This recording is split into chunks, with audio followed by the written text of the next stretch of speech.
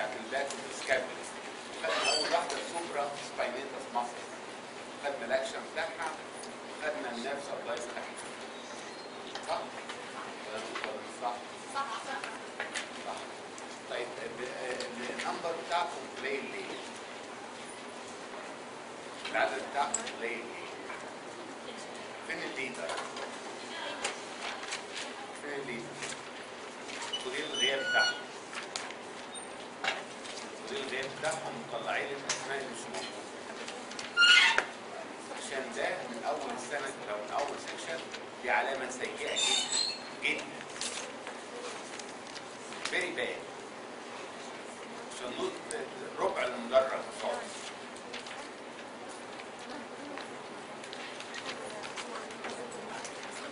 هناخد بقيه الماسلز باك سكاب. اخدنا سوبر سباينس ماسل كانت طالعه من السوبر سباينس فوسا هنا اهو.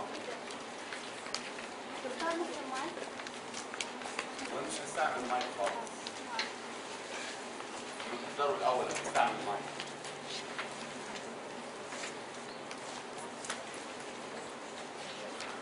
لازم الالتزام، ما التزمتوش انا مش هلتزم انا كمان.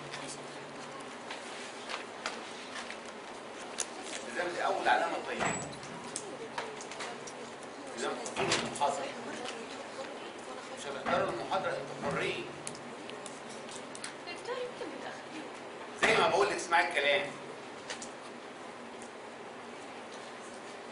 حضور المحاضره والالتزام ده اهم مقومات طالب ممتاز. تزوير من المحاضره ديت علامه سيئه.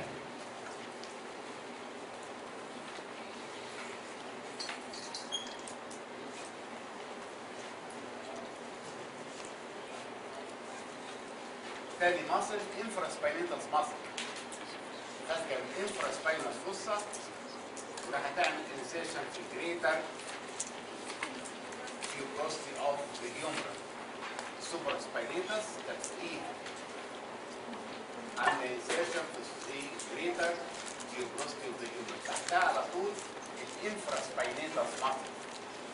انفراسباينيتالس. هذه المصل هي رايحه الانسيشن بتاعها it lies in the back of the shoulder joint. لكن السوبر سباينيتس وهي رايحه كانت فوق. يعني لو هي الشولدر جوينت اهي مقطع فيها المصل اللي معديه فيها السوبر سباينيتس مصل. لكن الانفرا سباينيتس مصل كانت ماشيه وراها. الانفرا سباينيتس مصل. النيرف سبلاي بتاع السوبرا سباينيتس ماسل هو السوبرا سكابولار نيرف، والنيرف سبلاي بتاع الانفرا سباينيتس ماسل هو ايضا سوبرا سكابولار نيرف. سوبرا سكابولار نيرف طالع من الابر ترانك of the brachial plexus from cervical 5 to cervical 6. Supra scapular nerve supply the supraspinatus and the infraspinatus muscle. الاكشن بتاعها مهم جدا لانها بتعمل lateral rotation of the shoulder. هي وماسل تاني هم دول اللاترال روتيتورز. المين lateral روتيتورز بتعمل lateral rotation of the shoulder joint. تعمل lateral rotation of shoulder joint. طيب المصل اللي تحتيها على طول التيرس ماينور خارجه من الابر 2/3 of lateral border of the scapula وراح ايضا تعمل insertion في الليسر tuberosity of the humerus. This is the teres minor muscle. يبقى في ثلاثة بيمسكوا في الجريتر supraspinatus muscle, infraspinatus muscle and teres minor. ست. التيرس ماينور ماسل دهيت الاكشن بتاعها هو نفس الاكشن بتاع الانفراسبانيتس. تعمل lateral rotation of the shoulder joint. هم دول الاثنين اللي بيعملوا lateral rotation of the shoulder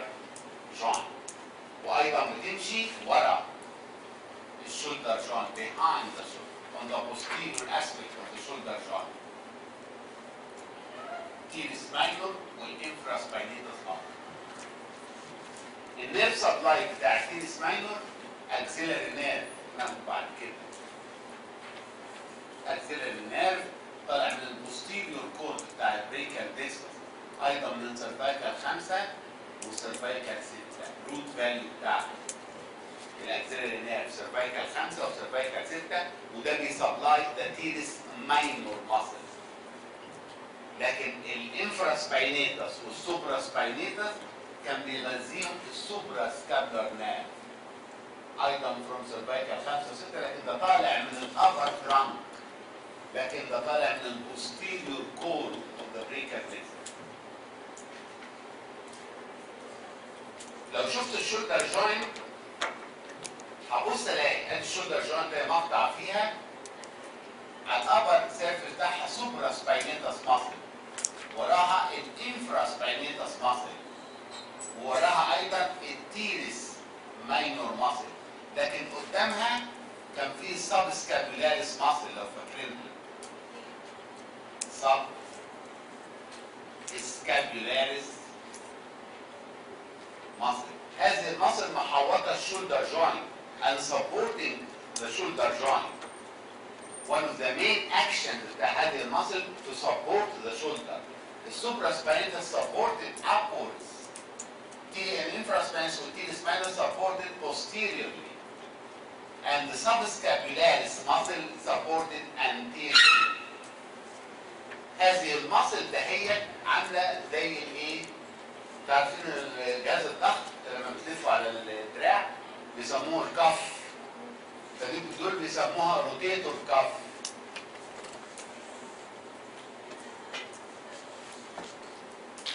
Rotator cuff muscle. They are 4 muscles. They surround the shoulder joint. They support the shoulder joint. اثنين بيسبورت posteriorly، واحدة بيسبورت anteriorly، and واحدة بيسبورت superiorly. لكن there is no support of the shoulder joint inferiorly. هنا ما فيش support ولا muscle هنا. عشان كده الويكست بوينت في الشولدر جوينت هو الانفيريور اسبكت بتاعه. الانفيريور اسبكت بتاعه. وعشان كده لما بيحصل ديسلوكيشن، عارفين ديسلوكيشن يعني ايه؟ يعني ايه؟ خلع. dislocation of the shoulder is very common. لما بيحصل dislocation هذا dislocation usually inferior dislocation. يبقى inferior dislocation ليه؟ لأن الانفيريور اسبكت هو اللي ضعيف. فعشان كده commonest dislocation of the shoulder is inferior dislocation. Then it is not supported by muscles. Supported upwards, backwards, and anteriorly by rotator cuff muscle. The rotator cuff muscle.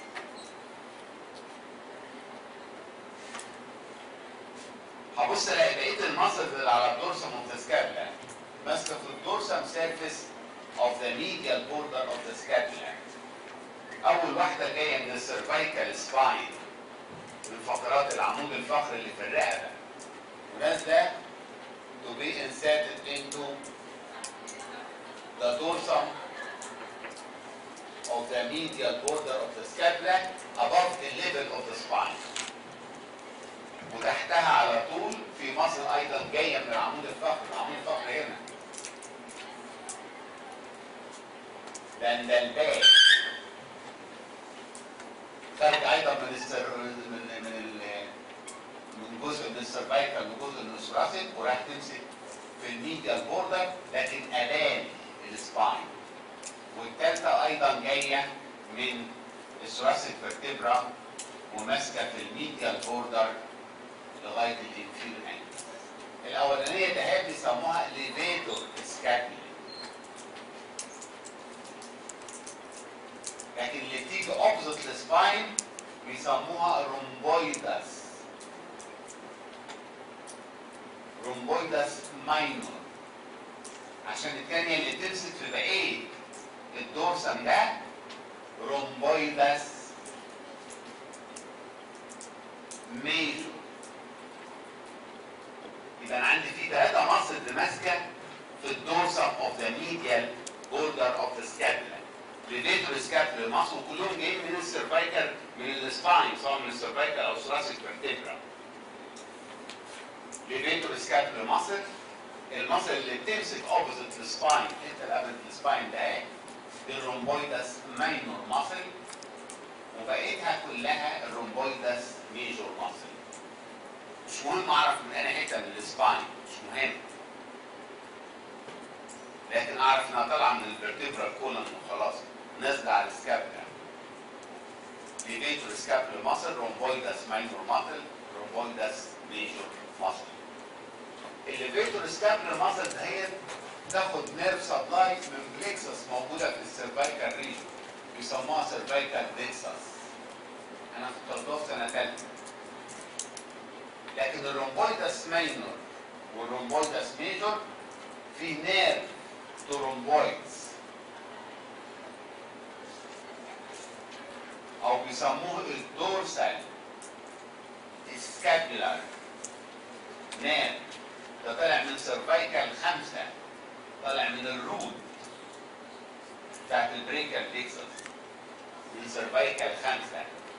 دورسال سكابولار نيرف او نيرف تو رومبويدز to supply rhomboidus minor and rhomboidus major. طالع من الروتس of the brachial plexus. شفتوا البريكال plexus؟ شفتوها؟ شفتوها في العمل؟ اللي يهمني الاكشن بتوع الثلاثه ماسل دول. الثلاثه ماسل دول نازلين اوبليكي كده اهو. فلما يكون تراك هيروتيت الاسكابلا كده اهو، بحيث ان الجلدوين كافتر ده ينزل لتحت، عكس ما كانت بتعمله مين؟ الايه؟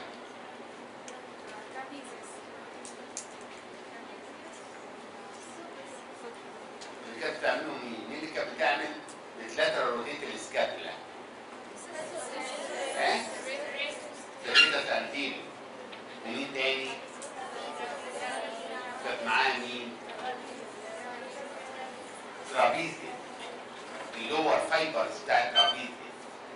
هم دول اللي كانوا بيعملوا لاترال روتيشن عشان اعمل ابدكشن اباف 90 درجه. المصل دي بتعكسه، هي دي الاوبوننت او الاوبوزيشن بتاعها، هي دي اللي بتعكسه، لانها بتعمل ميديا روتيشن اوف ذا سكابولا كده اهو، بحيث ان الجنويد كافيتي فيسنج داونورد، وده بيساعدني لو انا باخد حاجه من على الارض. If I pick something from the ground، فلازم السكابولا تلف ميديا روتيشن عشان اقدر اطاطي ايدي وامسك الايه اللي على الارض. فالسريس انتيرور اللي بتعمل لاترال روتيشن، سريس انتيرور ترابيزي، دول عكسها ميديا روتيشن. مش كده وبس، السريس مين اللي كان بيعمل ريتراكشن ومين اللي كان بيعمل بروتراكشن؟ مين اللي كان بيعمل بروتراكشن؟ ايه؟ انا عايز واحد صوت عالي. ايه؟ سريتس ايه؟ انتيريور، صح. هي الوحيده اللي كانت بتعمل بروتراكشن. اللي كان بيعمل ريتراكشن ها؟ ترابيزيوس، الميدل فايبر بتاع الترابيزيوس. المصل دهيت تعمل ريتراكشن ايضا، بتعاكس السريس انتيريور. بروتراكشن اشد الاسكابلا فورورد، لكن ريتراكشن اشد الاسكابلا باكوردز. انتوا فاهمين الكلام ده؟ ولا مش فاهمينه؟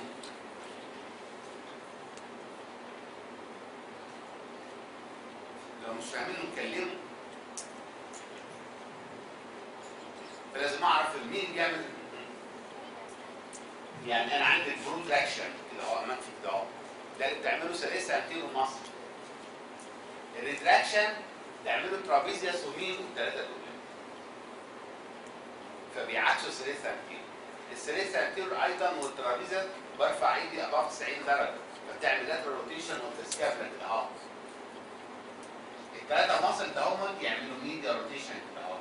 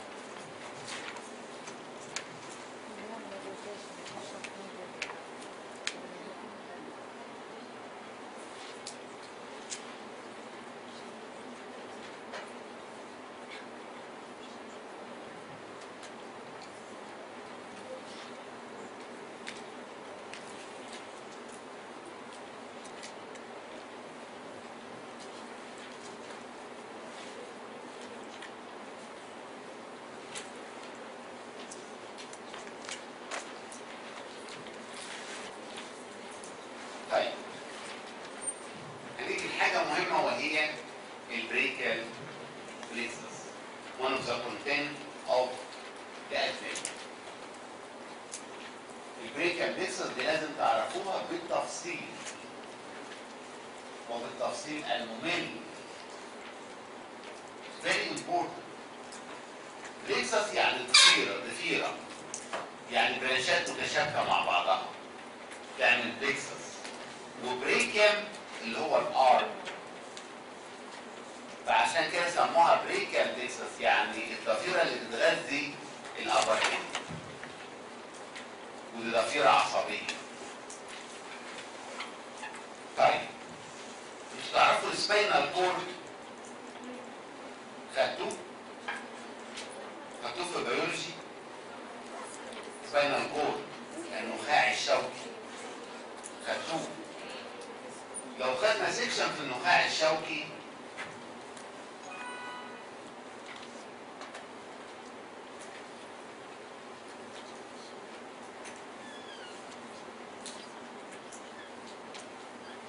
تعرفوا السيكشن ده؟ شفتوه؟ عارفين يعني ايه النخاع الشوكي الاول؟ عارفين العمود الفقري بتاعي فيه قناه في وسطه نازل النخاع الشوكي. النخاع الشوكي ده امتداد من المخ، وهو ده اللي بيدي الاعصاب لدراعاته ورجليه والجسم كله. والنرفات اللي طالعه منه بيسموها السباينال نيرفز.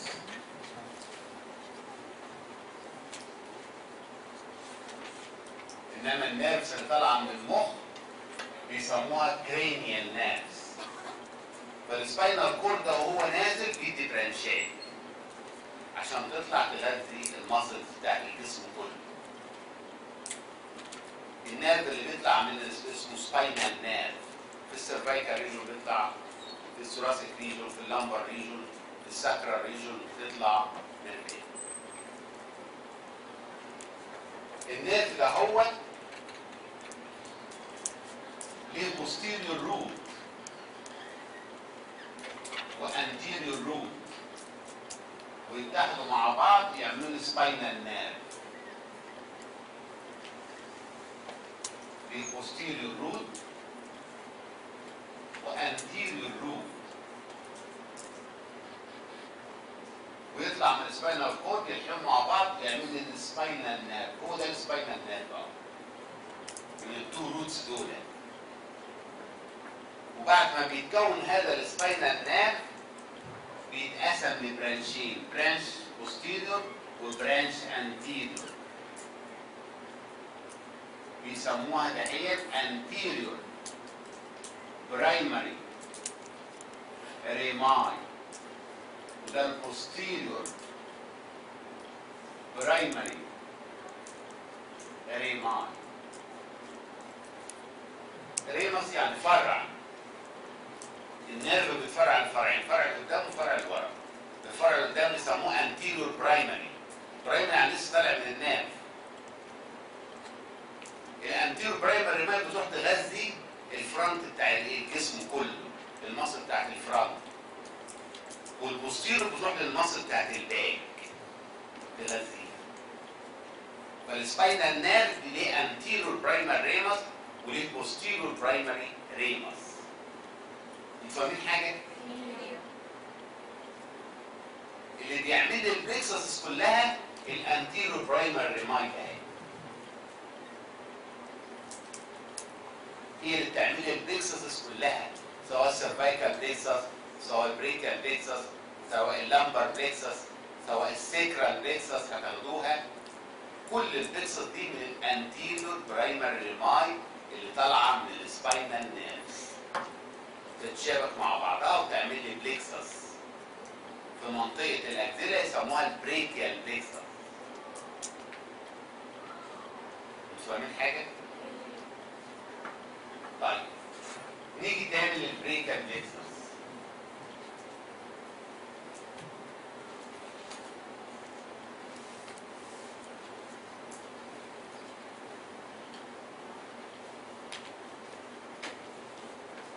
انا عندي السباينال كورد متقسم لسيجمنت.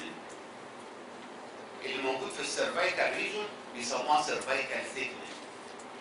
اللي موجود في الثوراسيك ثوراسيك سيجمنت، في لامبر سيجمنت، في ساكرال سيجمنت. فانا عندي السيرفايكال 5 سيجمنت بتاعت السباينال كورد، وسيرفايكال 6 سيجمنت اوف ذا سباينال كورد، وسيرفايكال 7 سيجمنت اوف ذا سباينال كورد، وسيرفايكال 8 اوف ذا سباينال كورد، وثوراسيك 1 اول سيجمنت في الثوراسيك سيجمنت، ثوراسيك 1. سباينال كورد دي سيجمنت من سيجمنت 5 او 6 او 7 او 8 واللي تحتيهم ثوراسيك 1. من الانتيريور برايمر ريماي بتاع السباينال نيرف يطلع الروتس اهي.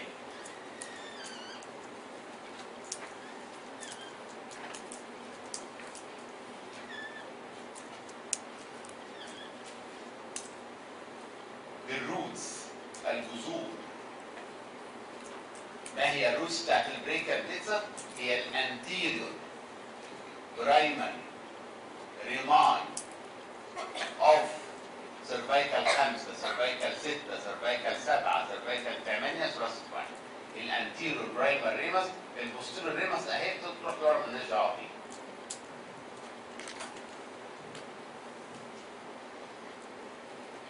معايا ولا مش معايا؟ هبص الاقي في الانتيريور برايمر ريمس بتاع سيرفايكال 5 وسيرفايكال 6 يتحدوا مع بعض ويعملوا ترانك. هذا الترانك هسميه ابر ترانك. وبعدين سيرفايكال 7 لوحده هيعمل ترانك، ده الميدل ترانك. وبعدين سيرفايكال 8 وثوراسيك 1 يعمل ترانك واسميه اللور ترانك.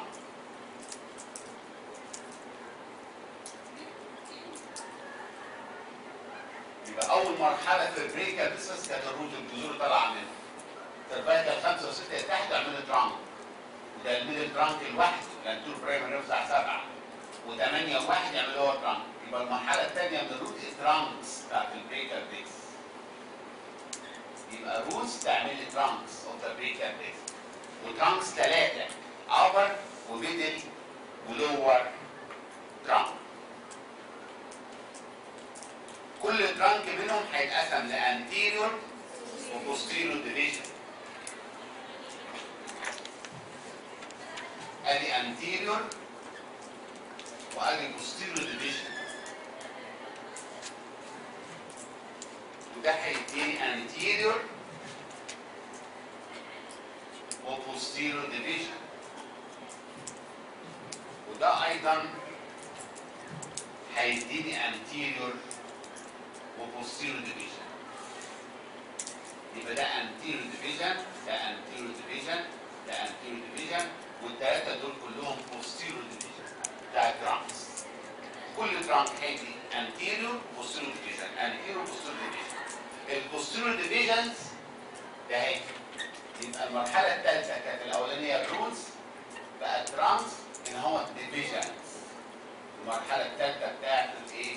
الفورميشن بتاع البريكال ديفيجنز.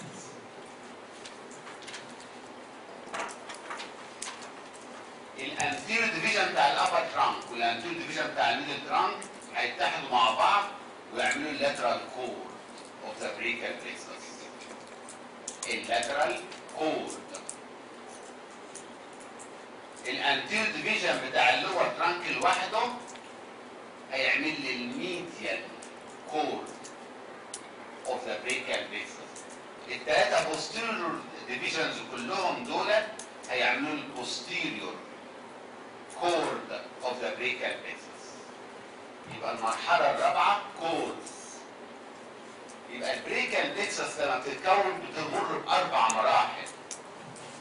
الروتس، وما هي الروت؟ ده الانتيريور برايمري ما وسيرفايكال 5 و6 و7 و8 و1. وبعدين ترانكس، ابر ترانك، ميدل ترانك، لور ترانك. الابر ترانك من 5 و6، الميدل ترانك من 7 بس، اللور ترانك من 8 و1. كل ترانك انتيرو بوستيريور بيعملوا لي ديفيجنز. كل البوستيريور ديفيجنز هيروحوا يعملوا لي البوستيريور كور، والانتيريور ديفيجن بتاع الابر والميدل هيعمل لاترال كور، والانتيريور ديفيجن بتاع اللور هيعمل لي الميديال كورز بتاعت البريكال بليكسس. ده الفورميشن اوف ذا بريكال بليكسس. منطقه الروتس والترانس دهيت دي موجوده في النك مش في الابر لين، لانهم نازلين من الرقبه. فالروتس والترانكات كلها في الرقبه. الديفيجنز دهيت ورا الكلافيكل.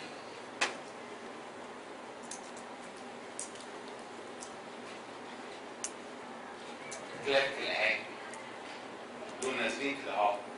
فورا الكلافيكل الديفيجنز، مرحله الديفيجنز. اول ما يدخلوا في الاكزيلا هلاقيهم الكورز. ايه اللي بشوفها وانتوا شفتوها في الاكزيلا؟ بلاقي الكورز بتاعت البريكال بليكسس، لاترال كورد، ميديال كورد، وبوستيريور كورد اوف ذا بريكال بليكسس. لكن الروتس والترانس في النك الديفيجنز ورا الكلافيكل. عشان كده فراكشر كلافيكل كان انجر البريكال بليكسس لانها ماشيه وراه الديفيجنز بتاعتها. انتوا عارفين فراكشر يعني ايه؟ يعني ايه؟ كسر، تتكسر.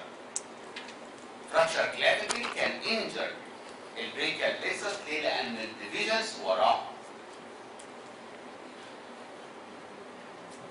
ده بالنسبه للبارتس بتاعت البريكال بليكسس.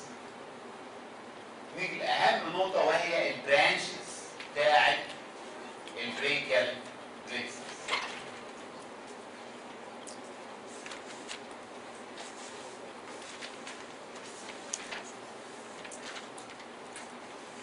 برانش بتاعت البريكال بليكسس. عندي برانش طالعه من الروت، وبرانش طالعه من الترانك، وبرانش طالعه من الكورتس. من الروت طالع من 5 مين؟ من 5 طالع من الروتس اللي طالع مين؟ على فكره اللي هتجاوب كويس في المحاضره هتلاقي درجات زياده، هتلاقي درجات زياده.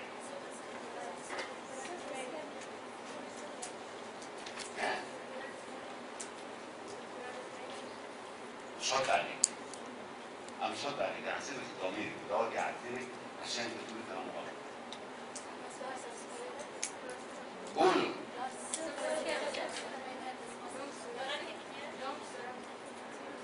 من 5 بس.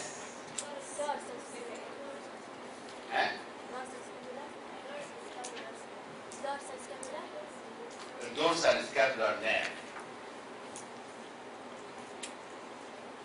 لسه قايلين دلوقتي دورسال سكابولار نيرف او سماه نيرف ترومبويدز.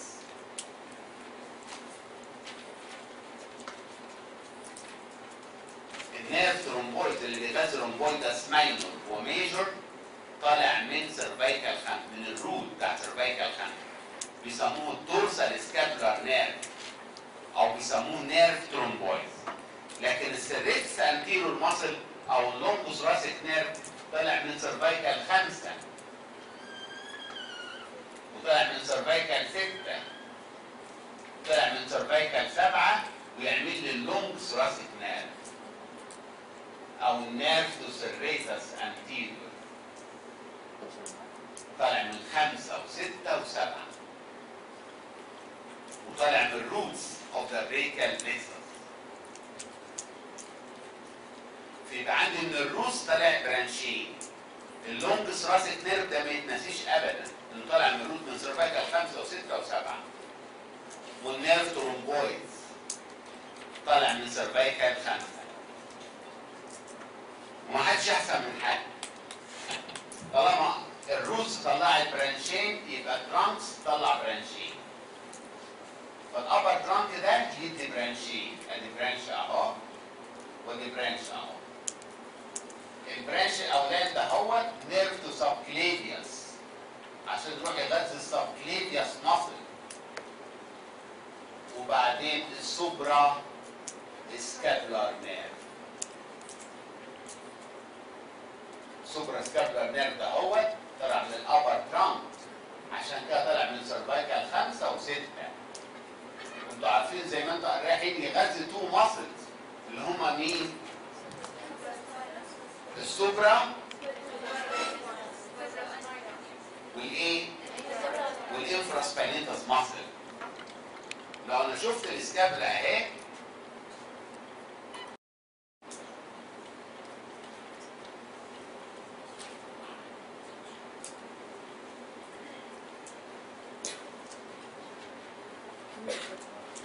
وادي الدورسم بتاع السكابولا اهو.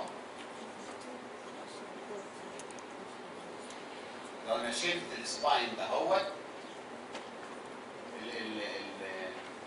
السباين اهو، على الابر بوردر بتاع السكابولا كان فيه مين؟ نوتش. كان اسمه النوتش ده ايه؟ سوبرا سكابولار نوتش. هذا السوبرا سكابولار نوتش في الطبيعه متغطي بايه؟ بليجامنت. هذا الليجامنت يا اما بيسموه سوبرا سكابولار ليجامنت، يعني بيسموه عشان ماشي بالعرض ترانسفيرس سكابولار ليجامنت. وزي ما انتم عارفين الليجامنت عباره عن فايبرس تيشو بان، رباط. فايبرس تيشو بان هو اللي عامل الليجامنت. يعني ليجامنت يعني فايبرس تيشو بان. فهذا النوتش متغطي بليجامنت ترانسفيرس محوله لفورامين.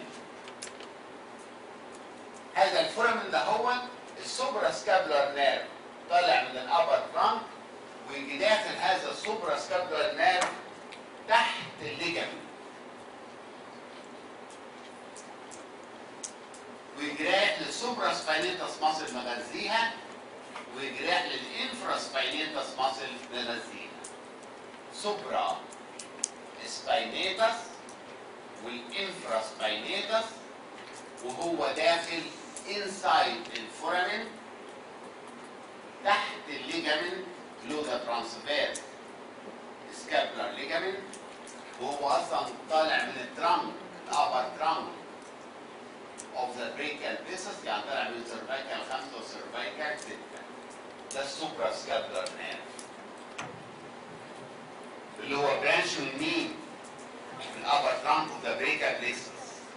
بعد ما بيطلع من الابر ترانك اوف ذا بريكال بيسس it enters the deep تحت the transverse scapular ligament ويمشي على ظهر السكابل. هنا السباين بس انا شلته. يجي النيرف يغذي السوبرا سباينيتس ماسل ويجي داخل على الانفرا سباينيتس مغذيها، يغذي تو ماسل، ما بيديش سنسيشن. كل البرانشات بتاعته موتور. عارفين يعني ايه سنسوري برانش وموتور برانش؟ الموتور برانش اللي بيروح يغذي الماسل، السنسوري اللي بيروح يغذي السكين عشان يديك الاحساس. سنسوري يعني احساس. فهذا النيرف بيورلي موتور، ملوش اي سنسوري برانش، بيدي تو ماسلز. تو ماسلز. طب انا لو قطعت هذا النيرف يحصل ايه؟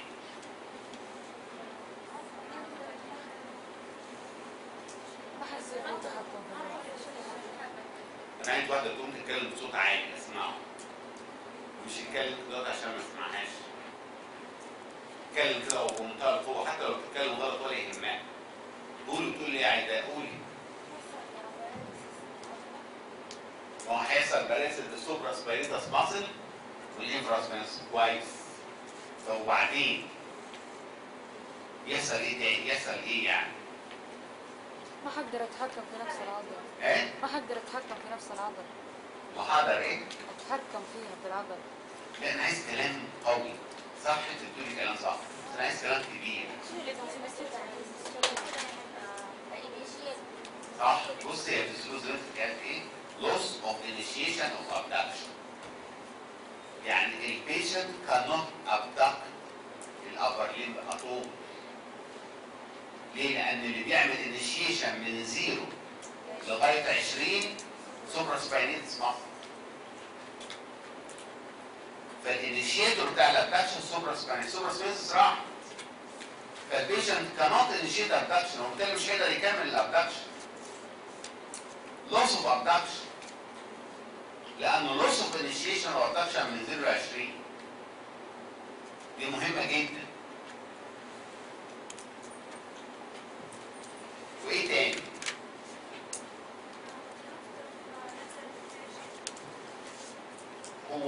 هو احسن ما تقوليش لص، هيبقى ويك. ليه بقى؟ لان في واحده ثانيه بتعمل لها روتيشن اللي هي مين؟ تسمعي. على فكره شاطره، فكره هناك شكلك كده شاطره ومش هجيبها بره. والله العظيم هديها درجه. اي انسانه تشارك وتشارك كويس شاطرة هعطيها درجة.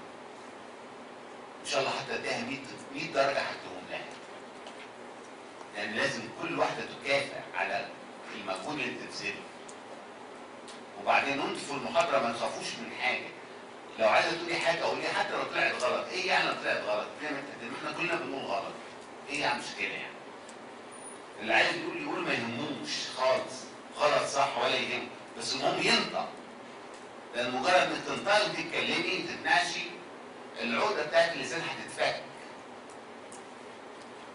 هتقدري بعد كده تبص لنفسك بتتكلمي اناتومي صح. فاتكلموا ما يهمكمش، قولوا غلط صح مش مهم. طيب ايه هي دي الحاجات المهمة في الامتحان؟ نيرف زي ده يقول لك انجري للسوبرا سكابولار نيرف والليد 2 واجيب لك 5 من ضمنهم لوس اوف ابدكشن اوف ذا ارم. تيجي تختار لوس اوف ابدكشن اوف ذا ارم. الامتحان معظمه كلينيكال كله. مش هتلاقي اورجن وانسيرشن في الريتن الامتحان النظري، لكن هتلاقي نيرف اتعور، مصل اتعورت، اكشن بتاع مصل، نيرف سبلاي بتاع مصل، لكن الاورجن وانسيرشن ده في العمل. اعلمه لكم على العظمه عشان تعرفوا المصل هنا ماسكه، دي ماسكه هنا ودي ماسكه هنا ودي ماسكه هنا.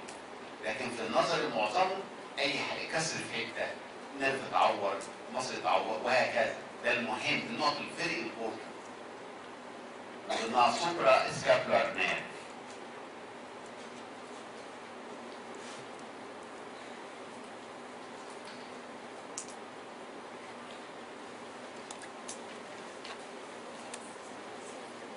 طيب يبقى الابر ترانك بيدي نيرف في سافيليتيس ماسل وبيدي السوبرا سكابولار نيرف. الميدل واللور ترانك خلاص مش هيدوا. ليه؟ لان الروس ادت 2 والترانكات هتدي 2، خلاص اداهم الابر ترانك. يبقى الميدل واللور مش هيدوا برانشز. ابر ترانك اونلي كان جيف برانشز. الديفيجن طبعا ما بتديش برانشز. نيجي البرانش بتاعت الكورتس بتاعت البريكال فليكسر. ده اللاترال كورد وده الميديال كورد. ده بيدي 3 برانشز، ده بيدي 5 برانشز، ده بيدي 5 برانشز. واللاترال منهم 2 زي اسمه لاترال بيكتورال نيرف. لاترال بيكتورال نيرف اللي بيغذي مين؟ اللاترال بيكتورال نيرف البكتراس ميجور والبكتراس ايه؟ الماينور والميدل. جدع جدع صح. قالت لي لا انت راجل ما بتعرفش اناتومي ولا حاجه خالص. لان اللاترال بيكتورال نيرف بيروح للبكتراس ميجور بس. البكتراس مينور بتاخد من الميديال بيكتورال نيرف بس. والميديال بيكتورال نيرف بيروح يغذي البكتراس مينور وميجور. لكن اللاترال بيكتورال نيرف بيغذي البكتراس ميجور فقط لا غير. صح. وبعدين بيدي اللاترال روت of the median nerve. اللاترال روت of the median nerve. ادي 2 لاترال وهو نفسه بيكمل as musculocutaneous nerve. الماسكلو كيوتينيوس نيرف. دول التلاتة برانشز بتوع اللاترال كور، منهم اتنين لاترال بيكتورال نيرف، اللاترال روت اوف ذا ميديان نيرف، وهو نفسه بيكمل از ماسكلو كيوتينيوس نيرف. نيجي للميديال كور، برضه هيدي ميديال برضه زيها، هيدي الميديال روت بتاع الميديان نيرف، وبالتالي يتكون الميديان نيرف من الميديال روت واللاترال روت. يبقى دي أول واحدة medial root of the median nerve، medial root of the median nerve. وبعدين يدي كمان medial، الميديال cutaneous nerve of the arm، والميديال cutaneous nerve of the forearm، والميديال pectoral nerve، او ده اللي بيغذي الاثنين بقى.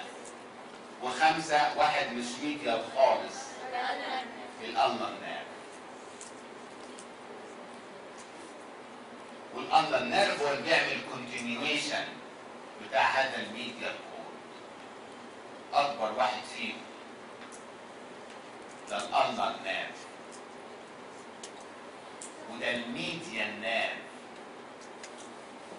وبيعملوا حرف الام اهو اللي انتوا بتشوفوه على الجثه. لو مسكت الميديان نيرف هيديني الايه؟ الروس بتاعته.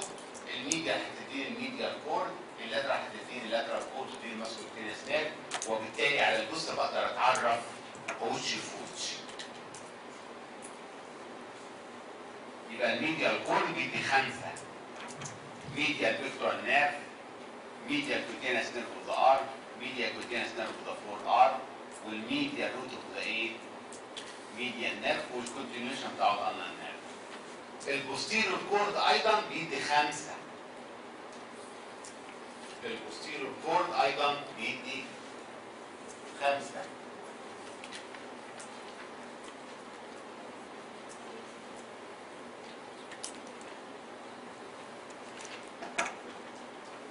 ادي البوستيريور كورد اهو بيدي خمسه. بيدي upper subscapular nerve، وبيدي lower subscapular nerve. اللور سبسكابلر نيرف كان بيغذي مين؟ انا عايز واحده تعلي صوتها عشان اقدر قولي. تريس ميجور صح. ومين تاني؟ سبسكابيلاس صح. صح ده كلام صب اللي هو سبسكابلر، واللي انا قلت لكم عمركم ما هتفتكروه. اللي هو سبسكابلر نيرف ده بيغذي التيل ماسل. السبسكابلر لانه اصلا سبسكابلر وبيغذي التيلس ميجور. وما بينهما نيرف تراتيسمال دورسال او سوراكو دورسال نيرف. سوراكو دورسال او نيرف تراتيسمس دورسال اللي رايح للاتيسمال دورسال. ادي ثلاثه. والتو تيرمال برانشز بتوعه الاكسيلاري نيرف والراديال نيرف. الراديال والاكسيلاري نيرف. الاكسيلاري نيرف اللي كان بيغذي مين؟ التيرس ايه؟ ماينور صح. اللي كان بيغذي التيرس ماينور وكان طالع الروت فاليو بتاعته كام؟ سيرفايكال كام وكام؟ 5 و6 صح. ده الاكسيلاري نيرف والراديال نيرف. ايه دي البرانش بتاعت البريكال بلكسس؟ لازم اعرفها. ولازم اعرف مين اللي طالع من الروت. 2 طالعين من الروت. مين اللي طالع من الترانك؟ الابر ترانك بس هو اللي بيدي. والابر ترانك الروت فاليو بتاعته كام؟ 5 و6. الميدل ترانك الروت فاليو بتاعته كام؟ 7 بس. اللور ترانك من 8 و1. الابر ترانك بيدي 2. سوبرا سكابولار نيرف له اهميه خاصه ويجب ان تعرفوه. ويجب ان تعرفوا انه يمر تحت الليجن. ويجب ان تعرفوا انه يغذي السوبرا سبينكس ماسل والانفرا سبينكس ماسل. ولازم تعرفوا انه اذا حصل له انجري loss of initiation of abduction عشان loss of action of supra spinatus muscle. لازم اعرف weak lateral rotation. lateral rotation هيبقى weak مش loss، لان في ناس تانيين بيعملوا lateral rotation زي اللي هي التيرس ماينور، وهناخد كمان الدلتويد بتعمل lateral rotation of the shoulder. اللاترال كورد في 3 برانشات اهمهم الماسكولوتينس نيرف. الميديال كورد بيدي 5 برانشات، الكبير بتاعهم الالنر نيرف وحرف الان بتاع ده الميديال نيرف. البوستيريو كورد بيدي 2 تيرنال برانشز، ده راديال والاكزيلاري. وعند الابر سبسكابولار واللور سبسكابولار بيغذوا سبسكابولاريس، لكن اللور سبسكابولار بيغذي ايضا التيرس ميجور ونيرف اسمس دورساي. هتلاحظوا حاجه مهمه، هي مش مهمه ولا حاجه، بس هتلاحظوا ان البوستيريور وول بتاع الاكزيلا كان مين اللي عنده؟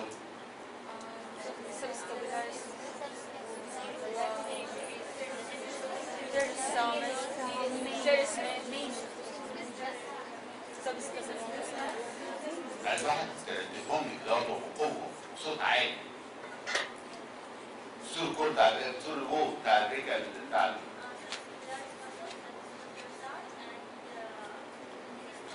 تيرس ميجور ماسل. هبص الاقي الثلاثه عاملين البوستيريور وول بتاع الاكزيلا، والثلاثه بياخدوا من البوستيريور كورد اوف ذا بريكال بلكسس. يعني ابر سبسكابولار لور سبسكابولار دول بيبقوا سبسكابولارز والتيرس ميجور، ودي اللي تسمى الدورسال. فالثلاثه اللي عاملين البوستيريور وول بتاع الاكزيلا بياخدوا برانشز من البوستيريور كورد اوف ذا بريكال بلكسس.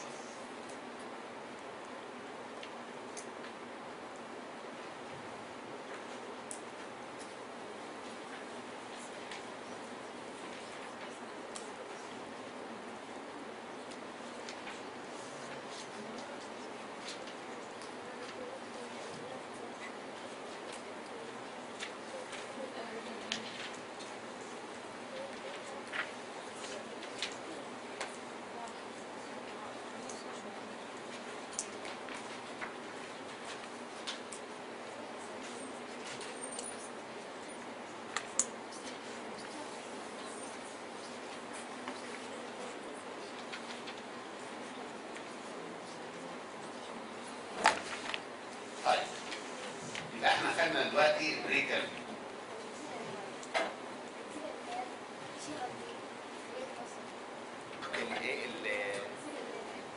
الاكسيريا ناب هشرحه حالا بس اصبر صبرا. انا بيغذي 2 مصل وبيدي كيوتينيوس برانش، بس انا هحاول الاكسيريا ناب دي قصه لوحدها، قصه من التاريخ المصري القديم.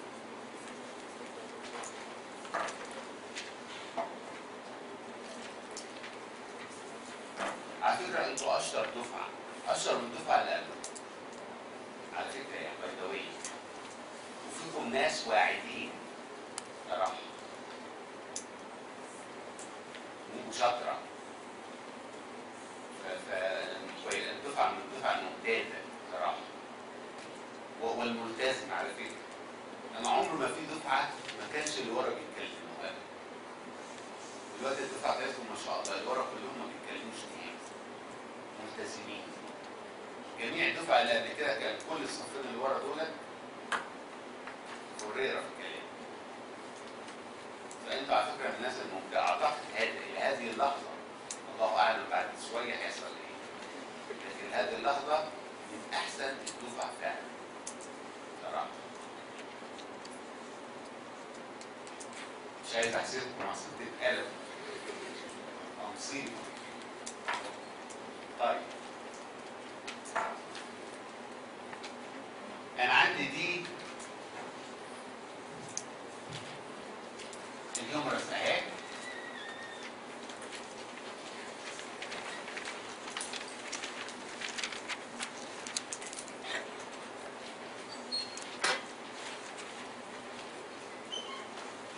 ادي السكابولا اهي.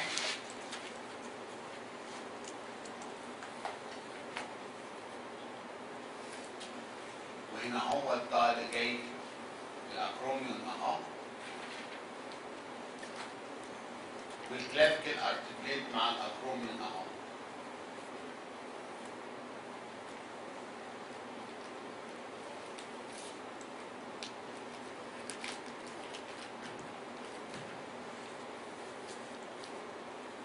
تخيل الموقف. ادي كلافيكال اهي، والاكروميون اهو جاي من ورا اهو، والهيومرس اهي.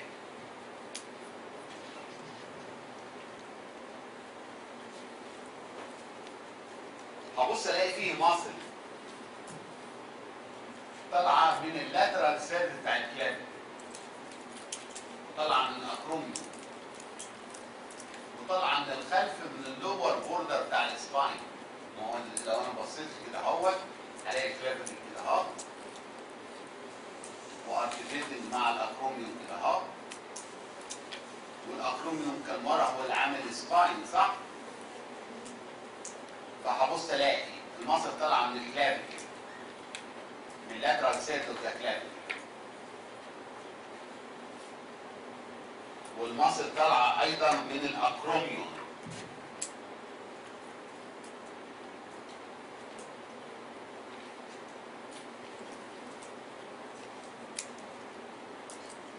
والمصل طالعه ايضا من اللور بوردر بتاع السباين اوف السكابولا. متخيلين المنظر ده؟ اهو ادي الكلافيكال اهي، وادي الايه الاكروميون اهو، وادي السباين اهو. المنظر كده، حته من الكلافيكال، حته من الاكروميون، حته من السباين، في شيب ده اهو.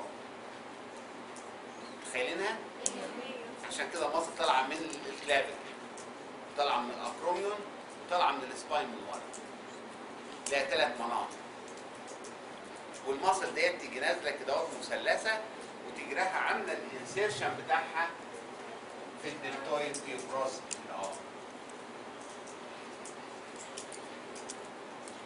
والدلتويد تيوبروس زي ما انتم عارفين موجود فين؟ في الميدل of the lateral border of the shaft of the humerus. عشان كده هنقط الهيومرس عشان هي اصلا متغطيه بالمصل. المصل بتاعتها الدلتويد مصل. الدلتويد مصل من المصل المحترمه. الدلتويد ال تويد. دلتا يعني ايه؟ عارفين حرف الدلتا في الهندسه؟ عشان هي جايه كده اهو. والاورجن بتاعها في شيب اهو. وجايه المصل كده اهو. وعامله الانسيشن هنا اهو.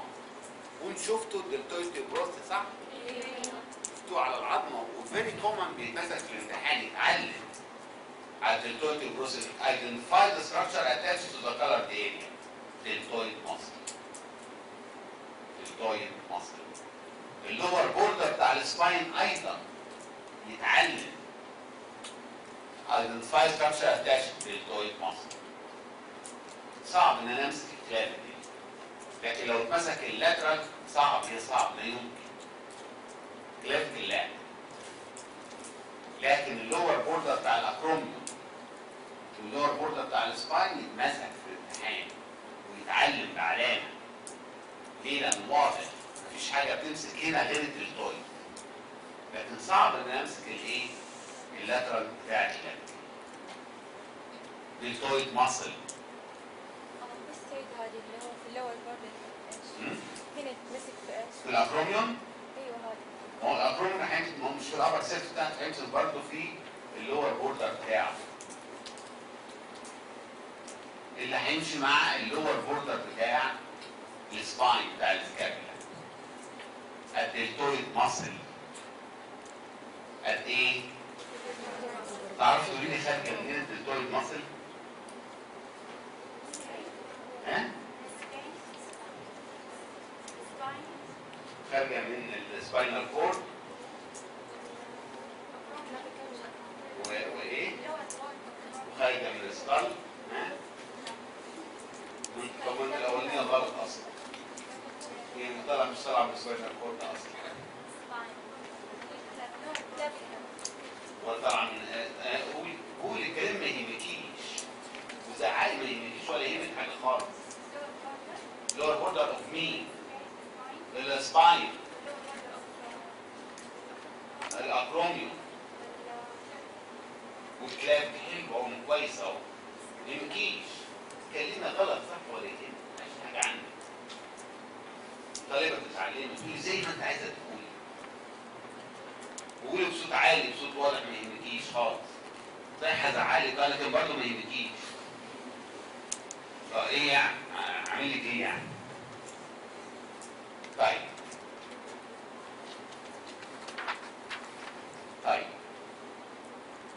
هذه الدلتويد ماسل هي المسؤولة على السموث راوند شولدر. يعني تلاقي الشولدر بتاعي سموث وراوند برغم ان تحتيه عظم، تحتيه الاكروميوم، تحتيه كلافيكل، تحتيه عظم، لكن تلاقيه سموث وراوند.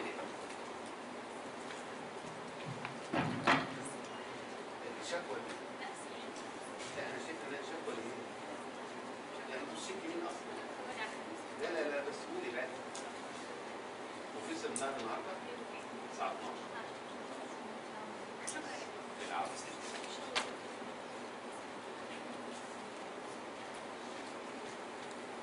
الليدر بتاعت سنه تانية الناس ممتازه جدا صراحه، وممتازه حتى في اصل الانسان مش شرط يكون ممتاز في العلم بس، لا ممكن في البيهيفير بتاعه، في طريقه الكلام بتاعه، مع في طريقه النقاش بتاعه، تلاقيها فيري سيفلايز، هايلي سيفلايز صراحه. طبعا مش فاهمين حاجه.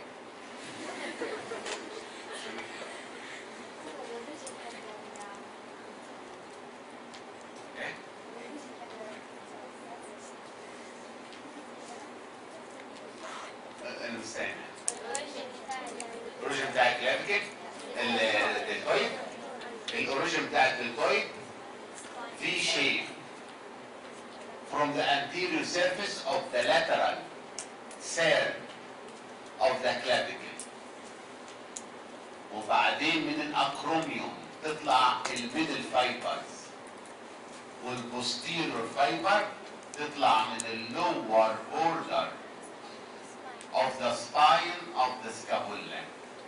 الفايبر ده بيسموها الانتيريور فايبر، اللي طالعه من الاكروميوم ده بيسموها الميدل فايبرز، واللي طالعه من اهوت البوستيريور فايبرز. الدلتويد لها انتيريور فايبر من قدام، ميدل فايبر من النص، بوستيريور فايبر من الخلف. وهذه الدلتويد ماسل هي المسؤولة عن السموث راوندد شولدر. تمام. الاكشن بتاع الماسل دي ايه؟ طالما انا قسمتها انتيريور وميدل وبوستيريور فايبر يبقى كل واحده لها واحده. الانتيريور فايبر بتاع الدلتويد تعمل فليكشن اوف ذا شولدر وميديا روتيشن. الانتيريور فايبر فليكس وميديا روتيشن. طالما الانتيريور فايبرز عملت كده يبقى البوستيريور فايبر هتعمل الايه؟ العكس.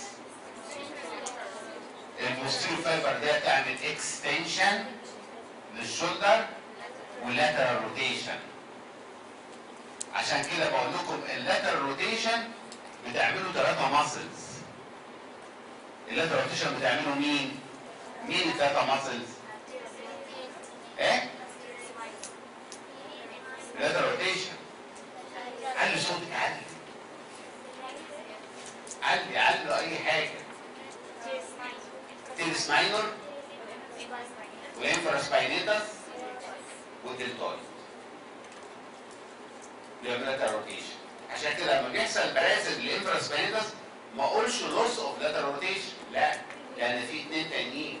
هقول ويكنس للاترال روتيشن، افكشن اوف لاترال روتيشن، يعني هيتاثر بس مش هيروح. المهم الجماعه اللي ورا لما شكرت فيهم ماسكين نفسهم عن الكلام، هم عايزين يتكلموا بس مش عايزين ايه يعني يكسفوني، يعني يخلي الراجل ده كلامه صح بقى ليه، مع ان ماسكين نفسهم جامد. انا عارف انكم عايزين تتكلموا بس هتصرف ازاي يعني. معلش بقى الصبر ده هتاخدوا عليه ثواب. على فكره الميدل فايبرز بقى بتعمل حركه قويه جدا ولا يمكن ان تنسى تحت اي ظرف من الظروف اذا كانت هناك ظروف. وما هي الاكشن بتاعت الميدل فايبرز؟ انا عندي السوبرا سباينيتس بتعمل انيشيت ابدكشن من 0 لكام؟ 20. من 20 لغايه 90 الميدل فايبرز بتاعت الكويل. الميدل فايبر دهيت بتابدك الشولدر جوينت from 20 لغايه 90 درجه بالميدل فايبرز الكويل. يبقى الابدكشن من 0 ل 20 سوبرا سباينيتال، من 20 ل 90 ميدل فايبرز اوف دلتويد، اباف 90 سيريتاس انتيريور والترابيزيوس. هي دي المصدر المسؤول عن الابدكشن والمراحل بتاعتها. انيشيشن اللي هي منين؟ سوبرا سباينس ماسل من 20 ل 90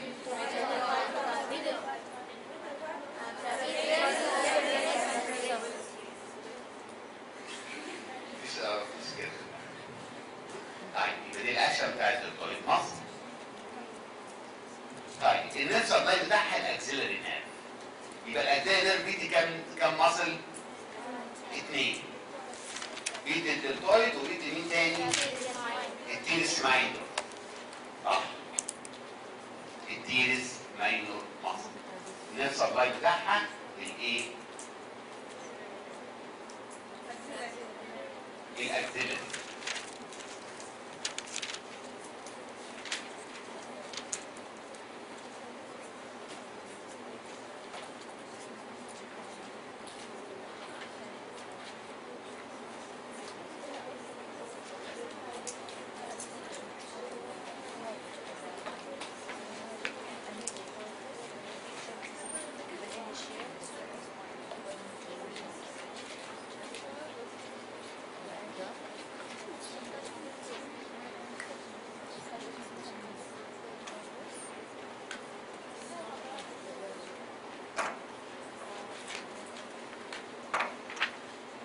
عليكم على فكره سيمينار اناتومي المفروض تاخدوا العناوين بتاعته عشان كل مجموعه تعمل سيمينار.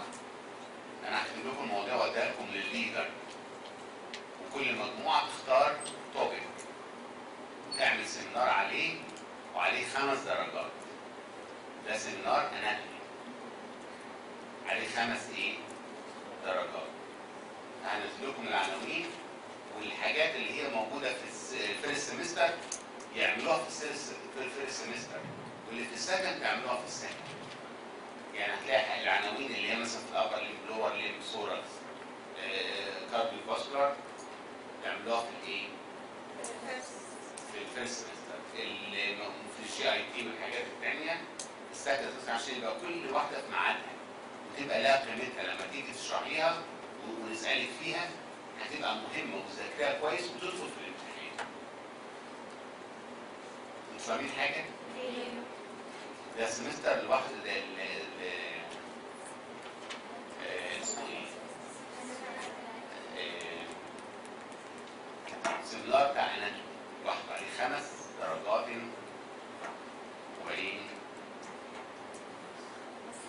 ودرجه. طيب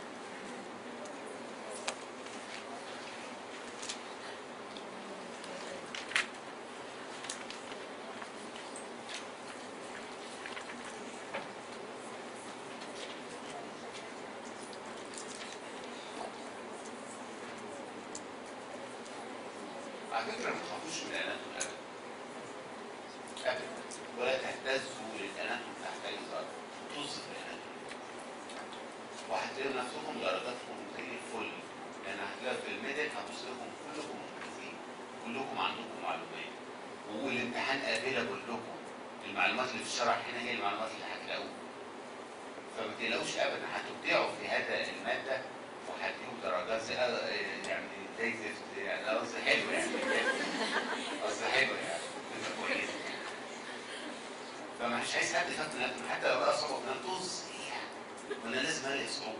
انا لما دخلت كنت لغايه الشهر الاولاني ما كنتش عارف راسي من رجلي فين، وهم الناس اللي بيقولوا كلام غريب كده والفاظ غريبه واكروميون واكروميوس راسك وزراق واكروميون وكلام غريب كده، ما مش عارف فين وفين لغايه ما السنه خلصت فاهم. فمش عايزكم تهتزوا ابدا، انتم ممتازين وانتم قادرين انكم تذاكروا وتعملوا اي حاجه، بس طلعوا القدرات بتاعتكم. هتلاقي كلام انا ده كلام فاضي واللي بيقولوا ده كلام فاضي، وهتبدأوا تعملوا احسن مننا، والله في طلبه بيطلعوا احسن مني، وحتى في اجاباتهم في اللي هم بيشرحوا في الامتحان تحس ان هو فاهم احسن مني صراحه. فانتوا ما انتوا شويه اناتوم كلام فاضي يعني لخبطوكم ابدا، وبكره تشوفوا تلاقي درجاتهم ان شاء الله هتلاقوها حلو، لان المعلومات هتوصل لكم، والامتحان المعلومات دي كلها والعلامات الكبيره والابرايل، يعني معظم هتلاقي كله واحد اتكسر، نرف اتعور، واحنا بنشرحه يعني مش هتلاقي مشكله فيه، فلا تبتئسوا، لا تبتئسن عشان نون الاسم، لا تبتئسن تقلقوش خالص، وبعدين ما يهمكمش في المحاضره، عايز اسال سؤال قولي ما يهمكيش، سؤال هايف، سؤال مش هايف، سؤال ملوش معنى قوليه، عايزه تجاوبي قومي وقولي اجابه حتى ولو غلط، اتعلمي انك تقومي وتجابي الموقف، يا قاتل يا مقتول، مش لا ما يكونش حاجه خالص معاك. طيب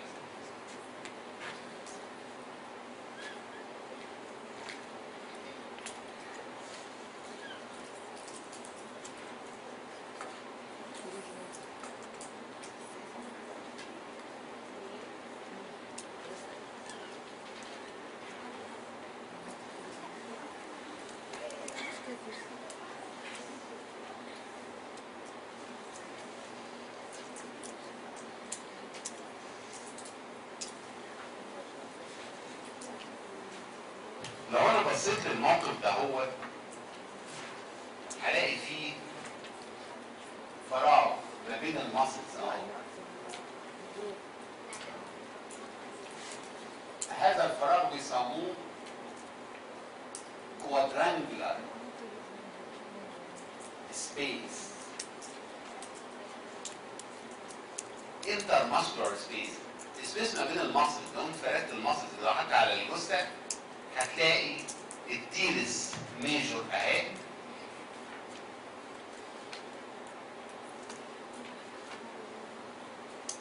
وهلاقي ان هو اللونج هيد اوف ترايسبس لسه ما خدناهاش،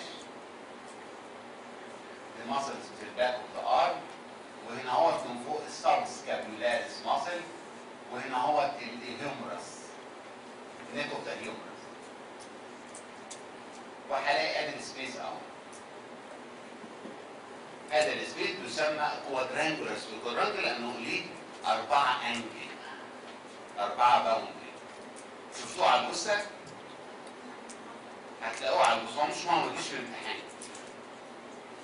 لكن اللي عاملاه اللونج هيد اوف ترايسبس من اهو الباك من اهو نازل على الباك بتاع الايه الهيومر، والتيرس ميجور اهي، والسبسكاريوس جاي من قدام وراح تعمل انسيرشن في الليسر فيبروستي، وادي الهيومرس اهي، ده اسمه ايه ده بقى؟ الكوادرانجولار سبيس. على فكره ما يعني برضه ما حدش سالك فيه في الامتحان حتى في النظر، يمكن اقول لك الباونس بتاعت الكوادرانجولار سبيس ده كلام فاضي، بس عشان اللي هيجي لازم الاكسيلاري نيرف ده. الاكسيلاري نيرف ده برانش من مين؟ الاكسيلاري نيرف اهو ده برانش من مين؟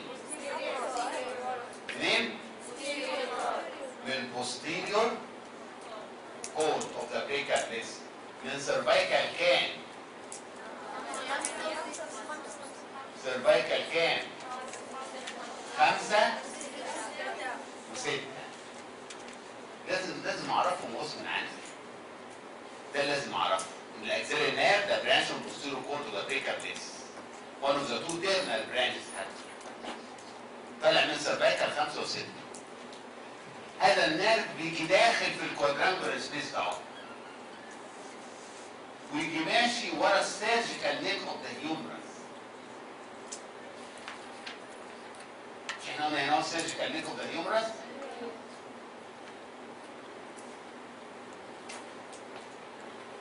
ويمشي ورا السير ويدي 2 ماسل. ويدي كيوتينيوس برانش.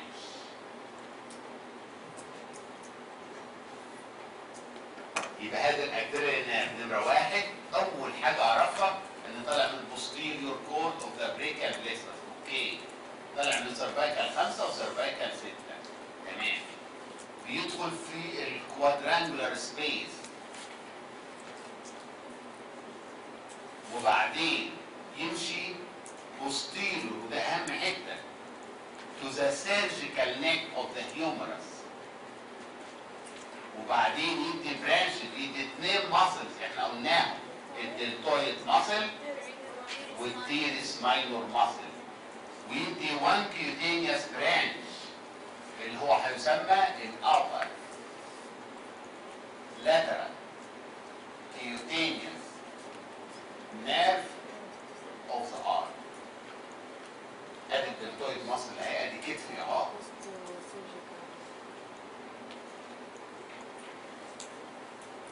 وادي الدلتويد ماسل اهي. السكين over the lower half of the deltoid is supplied with nerve tract.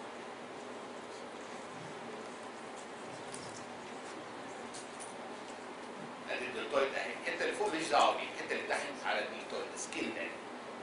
This is supplied by the upper lateral cutaneous nerve of the arm. upper لانه من فوق. lateral لانه بيسبلاي lateral side. lateral cutaneous لانه بيسبلاي السكين. upper lateral cutaneous nerve of the arm لانه بيروح للارم. upper lateral cutaneous nerve of the arm. تاني الاكسيلاري نيرف. من البوستيريور كورد اوف ذا brachial plexus من سيرفايكال 5 و6 لازم اعرفها غصب عني. داخل في الكوادرانجولار سبيس غصب عني لازم اعرفها. ماشي ورا السيرجيكال نيك اوف ذا هوم لازم اعرفها رضيت ام لم ارضى. بيدي 2 ماسل لازم اعرفهم. وبيدي كيوتينيوس برانش لازم اعرفه واعرف بيسبلاي انهي حته. ان هو ما يقوليش السكين اوفر السكين اوف ذا دوت بتقسمها ابر ولور. الابر مالناش دعوه بيه خالص. بيجي له نيرفات من النيك هنعرفها سوبرا سكابولار نيرفز. لكن اللور بالابر لاترال كيوتينيوس نيرف اوف ذا ارم. انتوا فاهمين الكلام ده؟ ولا مش فاهمينه؟ لو تلاحظوا لو واحدة عندها ملاحظة قوية وسوف إذا قالتها سوف أعطيها درجة وتديني اسمها وتديني رقمها وأديها درجة قبل أن ترسل بأي درجات سوف تأخذها كاملة مكملة. إذا لو بصت لهذا المنظر الكئيب وطلعت لي معلومة أنا عايزها، هي طبعا difficult، لكن أنا أشوف متخيلاتكم وأشوف أنتوا بتعملوا إيه. بصي نظرة قوية وقولي أي حاجة. يعني أكتر نيرف وهو ماشي كده لو في إيه قولي كلام صوت عالي وقوي ما يهمكيش. إيه؟ الاند اوف ذا نيرف. لا الاند اوف ذا نيرف بيدي 2 ماسلز وواحد ايه؟ ها؟ الثالثة هذه الفين. الثالثة طويلة يعني؟ ايوه هذه. طويلة عشان بس يعني ايه؟ لا انا قصدي الفين ايش الايه؟ هذه رايح لفين؟ ده النيرف، ده الكيتينيوس نيرف اللي هو ده السكين. هي رسمه دياجراماتيك مش رسمه اصليه، لكن انت بتهرب ليه من دي؟ انا عايز واحده تنظر لهذا المنظر وتقعد تفكر كده. هم اللي هيقولوا يا جماعه الورا لانهم ايه قاعدين كده ريلاكس، والادرينال نيرف ماشي، وليه حاجه حلوه كده بس مش هتعرفوها اكيد، او 0% بس لو واحده منكم طلعت وقالتها سوف اعطيها درجه. هذا بالله العظيم لاعطيها درجه. رضيت ام لم ترضى؟ وتقول بصوت عالي ما يهمنيش تغلط غلط ايه يعني؟ المستير الكارد هو رايح من ورا العظمه وبعد كده يعني مثلا لو اتعور او صار شيء. حلو، دي كويسه. هتديني اسم والله لا تديني. زميلتكم قالت لي ان هذا النيرف دوت ماشي ورا السيرجيكال نيك اهو. يعني معناها لو حصل فراكشر للسيرجيكال نيك اوف ذا هيومرس لازم هيحصل انجري للنيرف، ولذلك one of the causes of injury لهذا النيرف ان يحصل فراكشر للسيرجيكال نيك، لانه هو ماشي ورا السيرجيكال نيك. فانجري للأكسيلري نيرف one of the important causes number 1 fracture of the surgical neck of the human، لانه ماشي وراه مباشرة. واحدة تانية بقى تقول لو قالتها تانية يمكن أكتر من درجة بقى بصراحة، لأن زميلتكم قالت حاجة كويسة، لكن اللي هتقولها التانية دي تبقى عظيمة. الأبر لاترال إيه؟ ليه؟ الأبر لاترال كونتينوس. الأبر ممكن يكون أبر كونتينوس نيرف؟ ممكن ماله؟ يكون سنسوري لأنه ماشي على لا لا، أنا عايز في الرسمة ده، في الرسمة نفسها.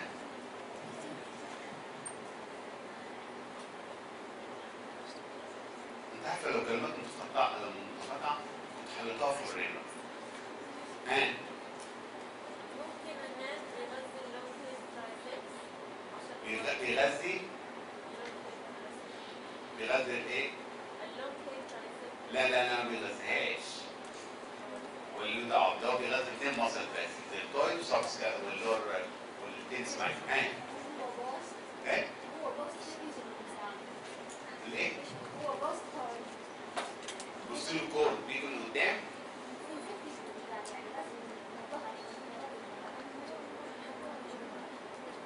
لا برضه. ها؟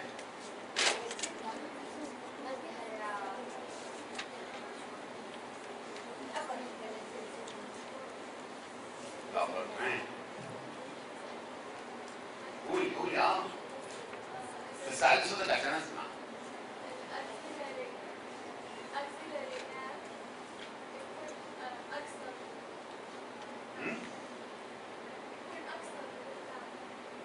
يكون اكتر من ايه؟ اكتر ايه؟ تخين يعني؟ افضل؟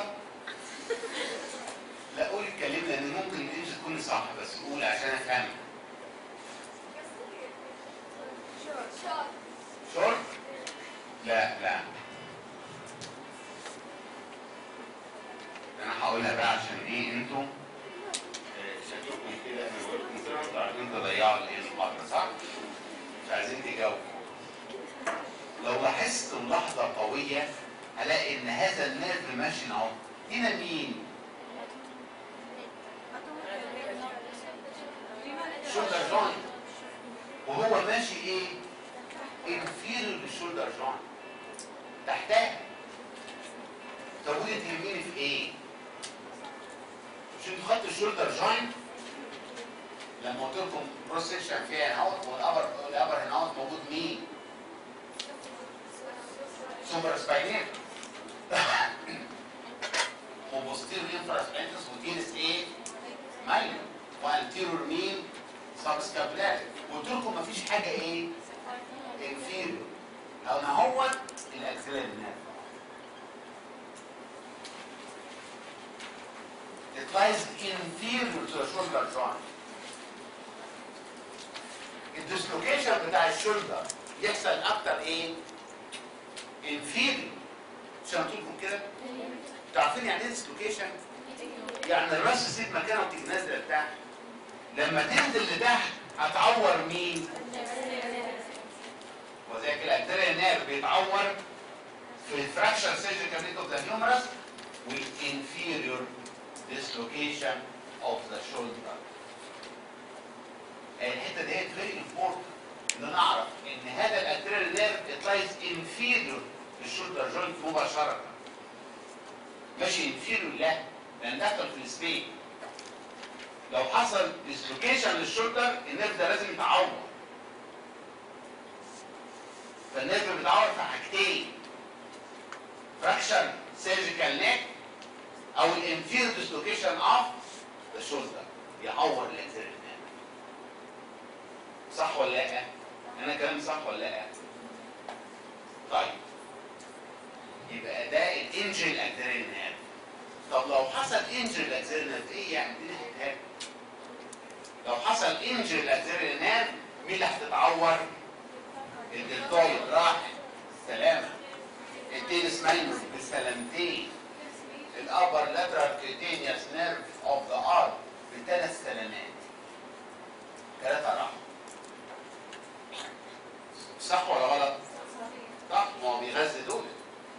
لما الدلتويد تروح ايه المشكله؟ ايه المشكله؟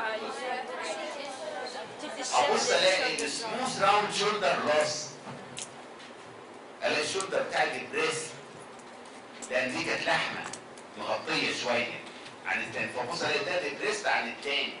التاني عالي شويه وده نازل لتحت. لو حصل الدلتويد انجري هبص الاقي ديبريست شولدر.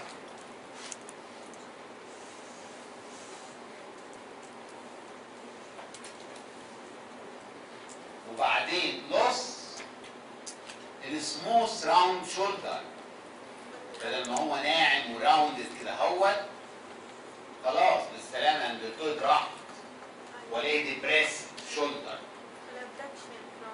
والجدع والابدكشن من 20 ل 90 والبلاس لوست ابدكشن من 20 ل 90.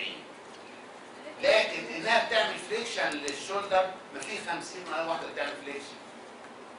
بتعمل ميديا روتيشن للشولدر في 50 واحده بتعمل ميديا روتيشن. بتعمل اكستنشن في 50 واحده. لاترال روتيشن بتاع البوستيريور فايبر في 50 واحده بتعملها. لكن ما فيش واحده بتعمل الابدكشن من 20 ل 90 الا هي بس. طيب لو حصل انجري للتيرس مين ايه يعني؟ هيحصل ويك مثلا او افيشن اوف اللاترال روتيشن لان في الانفراسبينس شغال. انتوا معايا مش معايا؟ وبعدين لو ده راح يبقى loss of sensation over the lower half of the deltoid. لان هو بيغذي السكين over the lower half of the deltoid يبقى loss of sensation على السكين over the lower half of the deltoid muscle. صح ولا مش صح؟ اهو من ضمن الحاجات المهمه اكسيلري نيرف انج. ده تعرف ان ده 100% هيتخبط في الامتحان. مفيش هزار. طالما حاجه فيها فراكشر وانجري وحاجه ممكن تشوف فيها على الطبيعه وتشوفها في كلينيكال كيس نعرف ان دي تارجت. تعلمي عليها وتحط 5 نجوم وتقف جنبها كده اهوت شهرين في البيت ما تطلعيش من البيت خالص. واقفه قدامك الاكسيلري نيرف واقفه قدامك. مش كليه حد خلاص هو كده. فهي دي النقط. لو واحد شاطر وهو بيحضر المحاضره يقدر يعرف الامتحان هيجي ازاي وفي اي حته بالظبط. ده فايده المحاضره ان انا افهم واعرف الراجل ده ممكن يجيب امتحان فين واحدده كمان. ممكن يطلع بالظبط زي ما تحدد. فالاجزاء نيرف من ضمن الحاجات المهمه جدا لازم اعرفها. اعرف الروت فاليو طالع منين وماشي ازاي، وعلاقته بالشولدر جوينت ايه، وعلاقته بالسيرجيكال نيك اوف ذا هيومرس ايه، وامتى يتعور يحصل له انجري لهذا النيرف في حالتين مشهورين: فراكشر سيرجيكال نيك اوف ذا هيومرس، انفير ديسلوكيشن اوف ذا شولدر.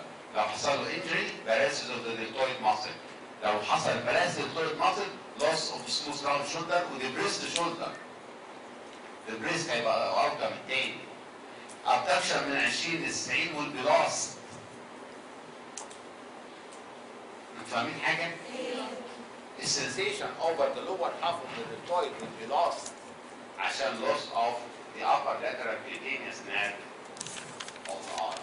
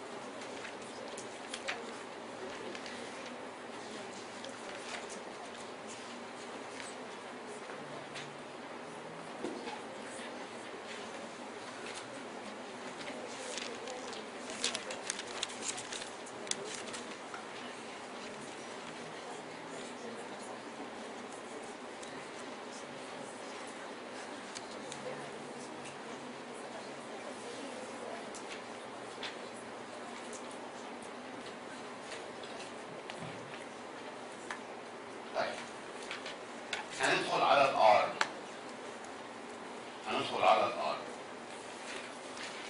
الار لو انا خدت فيه مقطع هلاقي مقطع في اليومرس لان هي عندنا البون سكيلتون بتاع الار. الار اللي هو ده بقى من الكتف للايه؟ للقلب. ده الار.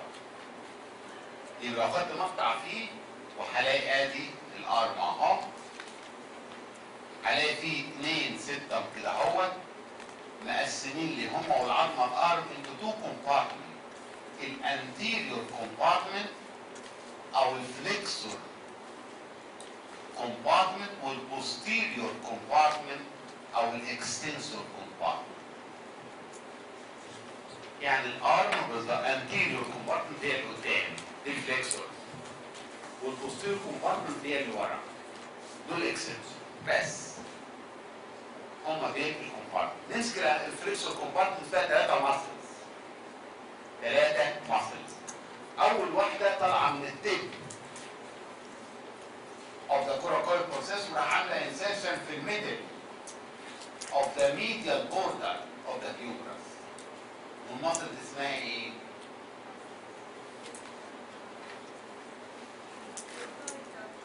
ها؟ الماسل دي شفتوها على الجثه صح؟ شفتوها على الجثه صح؟ شفتوها؟ شفتوا الماسل بتاعت الارض؟ شفتوا الماسل بتاعت الارض؟ طيب. اول ماسل ده ماسل صغيره وحقيره جدا بصراحه. وهذه الماسل الصغيره طالعه من التيب اوف ذا كوراكويد بروسيس. كوراكويد. طبعا انتوا عارفين كوراكويد بروسيس وعارفين اليومرس في الميدل بتاع الشافت على الميديان، لان على اللاترال كان مين؟ الدلتويد. الدلتويد كانت قبلها بس على الميديال بورد. عشان كده المصل دهيت هيسموها كوراكو لانها طالعه من الكوراكول بروسيس، براكياليس لانها رايحه للارم. كوراكو براكياليس مصل صغيره جدا وضعيفه وغلبانه، اسمها كوراكو براكياليس لانها طالعه من التيب اوف ذا كوراكول بروسيس. من التيب يعني من ايه؟ من الحرف اللي قدام، من التيب اوف ذا كوراكول بروسيس.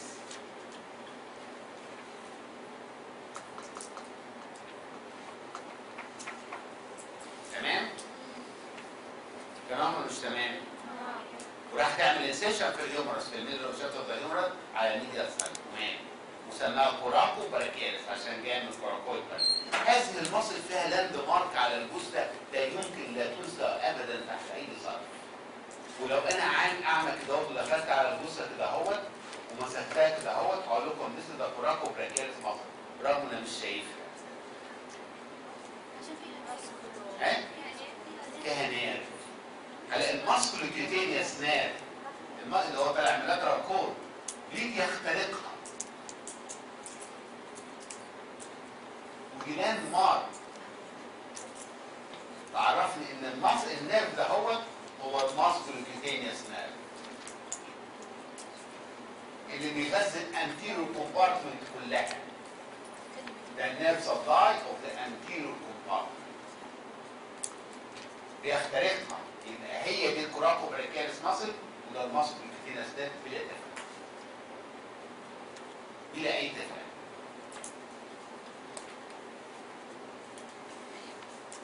ودي يمكن المصل الوحيده اللي بتخترق بالنيرف في الابر ليم. الابر ليم الله اعلم في ولا مش، بس هي الوحيده.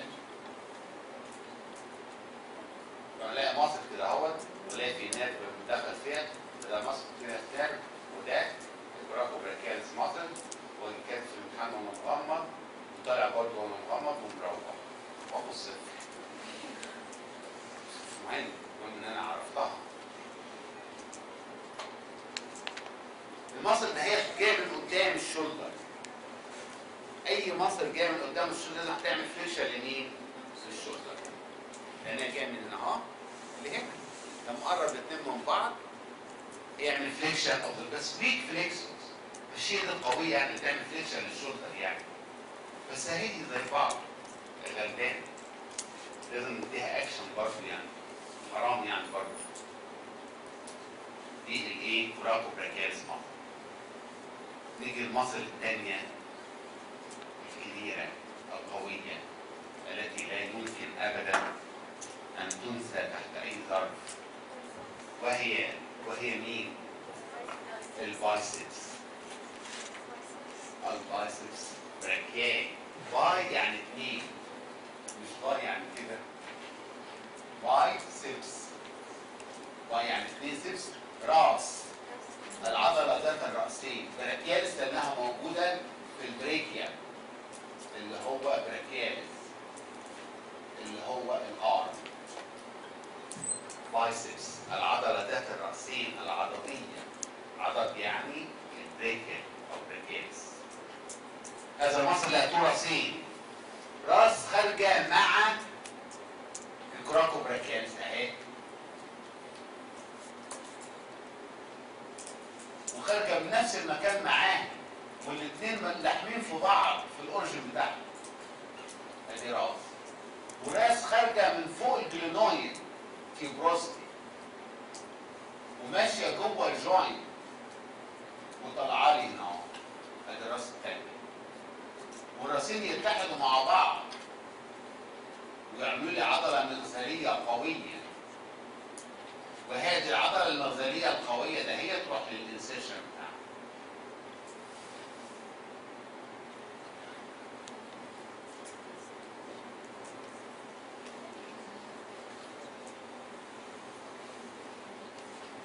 عشان عندي الجلينويد كافتي اهو، صح؟ فوق الجلينويد كافتي على حته بارزه هنا اهو بيسموها سوبرا جلينويد تيوبيركل. سوبرا يعني فوق الجلينويد، الجلونويد كده اهو، والهيومرس هنا اهو. تطلع من الحته السوبر جلونويد توبركل هتلاقي الجوينت قدام، تيجي داخله جوه الجوينت ماشيه، وبعدين تيجي طالعه في الارض لحمه مع الثانيه وتعمل لها تندون. البايسبس لها راسين، الراس دهيت اسمها الشورت هيد، والراس اللي بتطلع من السوبرا جلوت تمشي جوه الجوينت اللونج هيد. وعلى الجثه بلاقي اللونج هيد اقصر من الشورت هيد، قصيره. يعني لو مسكتهم هلاقي الله دي الشورت هيد دي اطول من الثانيه، طبعا اطول من الثانيه، لان معظم التندو بتاع الثانيه ماشي جوه الجوينت لغايه ما يطلع لي. لكن دي اللونج هيد والشورت هيد، لكن على الجثه بتبان الشورت هيد اطول، لان اللونج هيد التندو بتاعها جوه الجوينت فمش باين لي خالص بره، عشان كده تبان لي قصيره. لكن هي اللونج هيد والشورت هيد.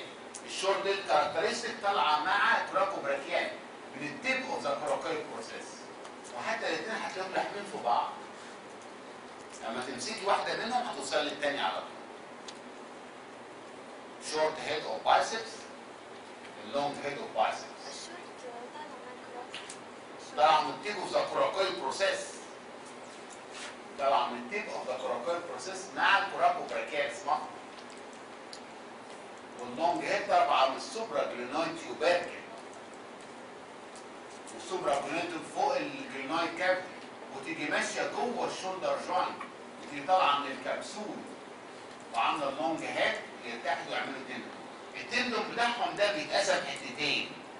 التندون الاصلي بيروح يمسك فيه الراديوس، حته في الراديوس. لو انتوا شفتوا الراديوس هتلاقي الهيد بتاع الراديوس اهي، والنيك بتاع الراديوس اهي، والشافت اهي، واول حته في الشافت هلاقي في حته مقلبظه هنا اهو اللي هي دهية، ده بيسموها الراديال تيوبروسيتي. تيوبروسيتي يعني حاجه بارزه، وراديال لان في الراديوس، لان ده الراديوس. انتوا عارفين الراديوس؟ عارفينه ولا لا؟ هنا ده الارم، الارم ده فيه الهيومرس، ده الفور ارم. الفور ارم فيه عظمتين، عظمه الميديال دهية الالنا، والعظمه اللاترال الراديوس. عشان كده انا في ايه رسمت ده الفور ارم، وده الالبو جوينت اهي، وده الارم. فالفور ارم فيه تو ماسلز، تو بونز. الميديال اسمها الالنا، واللاترال اللي بره اسمها الراديوس. والراديوس دهيت لها هيد ورقبه نيك، ولها حته مقلبظه تيوبروستي اهو، اسمه الراديال تيوبروستي. ورحمة الله وبركاته. ازيك حضرتك؟ نعم؟ كيف تكتب؟ لا تحت امرك، الله يخليك. انت عامله ايه؟ اخبارك ايه؟ الحمد لله والله الحمد لله. اخباركم ايه؟ كويسه؟ والله الحمد لله. عندكم ايه دلوقتي؟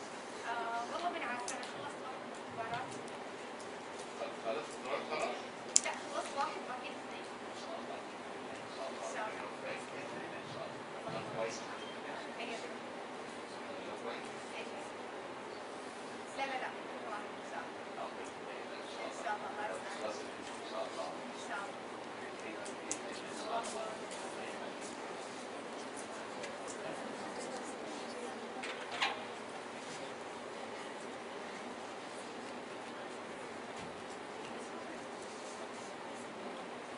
والله العظيم اقسمكم بالله العظيم، ثلاثة بالله العظيم، انه فيكم ناس فيهم قوة غير طبيعية. والله وفيكم عندكم امكانيات غير طبيعية، وامكانيات قوية جدا، وانتم مهملين فيه. وكل سنة عن سنة بلاقي امثلة غير طبيعية هايلة رائعة. معرفش انتوا بتكتبوا الحاجات دي ليه. تلاقي ناس اقوياء جدا، اقوياء في كل حاجه، يعني اقوياء علما، اقوياء بيهيفير، ادبا، سلوكا، تفكيرا، صراحه يعني. فمش عارف ليه انتوا قاعدين ليه كده؟ ما قالوش كده، سرحوا وكلموا وحددوا وذاكروا واخبطوا الحيطه. والله العظيم والله، يعني بزعل كده انكم قاعدين ساكتين، واللي قاعده تلعب في النت، واللي قاعده مش عارف ايه تحل تنقل، واللي قاعده مش عارف ايه، وسايبه. انتوا قوه ضريبه ضريبه، احسن طلبه في المملكه. انتوا بالظبط اللي يسموكم الكريمه بتاعت المجتمع. صراحه والله كده، يعني الحاجه الايه؟ الطب صراحه. كل واحده منكم زي ما قلت لكم والله العظيم كقطعه ذهب. بس للاسف الشديد في ناس بقى يجي ايه؟ سايبين عليها التراب. ده ذهب من جوه بس مطفي. تلميع ده هو الشغل بتاعكم، المذاكره، الاجتهاد، الابتكار، اعمل نشاط، اعمل اي حاجه، ده بيلمع، ده بيدوب. عارف الورم الزعلانين او انهم قاعدين مكتوبين يا عيني حرام. ممكن كده لو استخدمتهم دلوقتي هتلاقي عين الضغط بتاعهم، انهم اصلا جايين عشان يتكلموا. ازاي ما يتكلموش؟ سياخدوا ثواني. طيب فالمصل ده هي تيجي بتندون يتحد مع مين؟ فالبروس بتاع الراديال. البروس بتاع مين؟ الراديال. ده المين تندون بتاعها. وبقيتها يجي عامل تندون مفرود. التندون المفروض احنا بنسميه ايه؟ لما نلاقي تندون ويتفرد يبقى عامل المفروض بدل ما هو راوند وتخين، لا يتفرد كده اهو. لما التندون يتفرد بيسموه ابونيروزس. ابونيروزس. فالتندون بتاع البايسبس ليه جزئين، التندون الاصلي اهو ماشي اهو يروح للتيوبروس، وبقيه التندون يتفرد. يتفرد يبقى ايه؟ عامل زي الورقه كده اهو.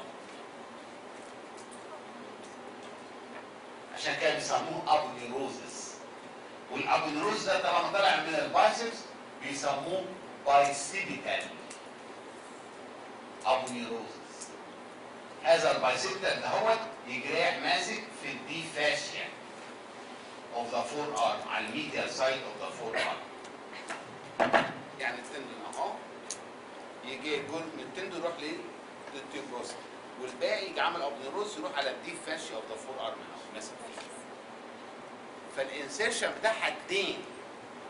البايسبس لها اورجن اتنين ولها انسيرشن اتنين ونفصل ده اتنين ولها اكشن اتنين. يعني البايسبس اتنينات على طول. اورجن اتنين. انا مش عاجبك ايه؟ مش عاجبك ايه حاجه. فاللونج هيد، الشورت هيد قصدي، واللونج هيد لها اتنين انسيرشن. فالريتال تيوبروستي ده المين تندون بتاعها، وعن طريق البايسيبيتال ابونيروزس التندون المفروض ده اهو يروح للدي فاشيا على الميديال سايد اوف ذا فور ار. النيرف سبلاي الماسكولوكيتينس نيرف. الماسكولوكيتينس نيرف بعد ما يختلط الكراكو براكياليس يجي ماشي ديب للبايسبس ويدي للراس ديت نيرف ويدي للراس دي نيرف. كل راس لوحدها. ها؟ النيرف سبلاي بتاعها الماسكولوكيتينس نيرف، لان هو النيرف سبلاي بتاع الانتيرو كومبارتمنت كلها. بعد الماسكولوكيتينس نيرف ما يختلط الكراكو براكياليس يجي ماشي ديب يعني تحت البايسبس، وهو ماشي ديب للبايسبس يدي للراس دي والراس دي دبل نيرف.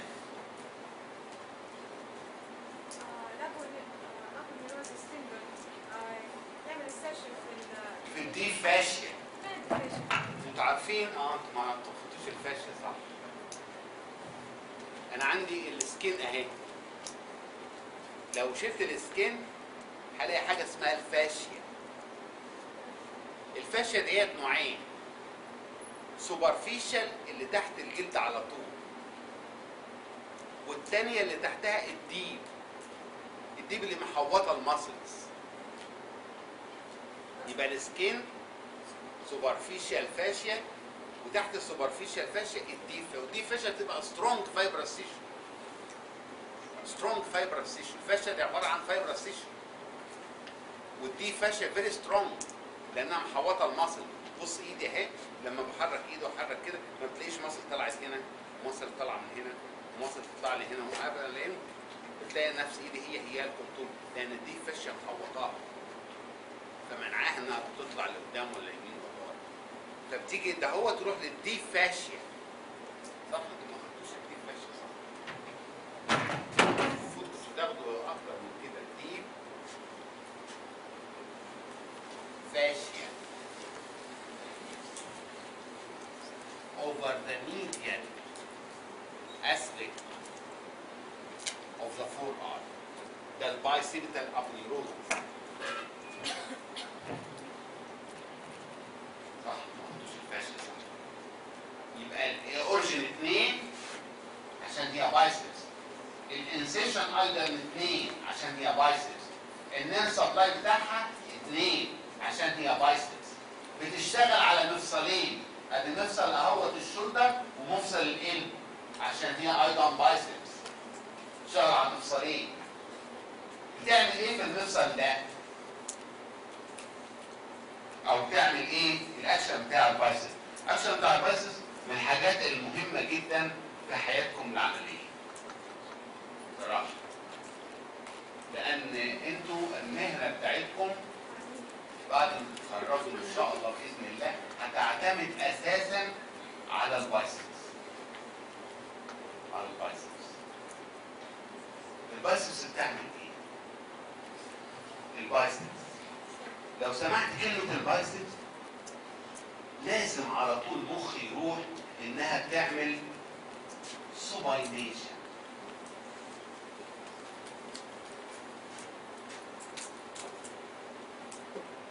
of the forearm. لو انا مخي ما راحش هناك يبقى مخي غلط، لان دي اهم حاجه في حياتكم. انتوا لما تتخرجوا هتروحوا فين؟ بلاش عشان الميكروفون. هتروحوا الحرم. ده الجوب بتاعتكم، ده الوظيفه بتاعتكم. ده كده يعني سوباينيشن، كده سوباينيشن. اما احط الاقي العظمتين دول مع بعض كده اهو مفرودين، ده سوباينيشن.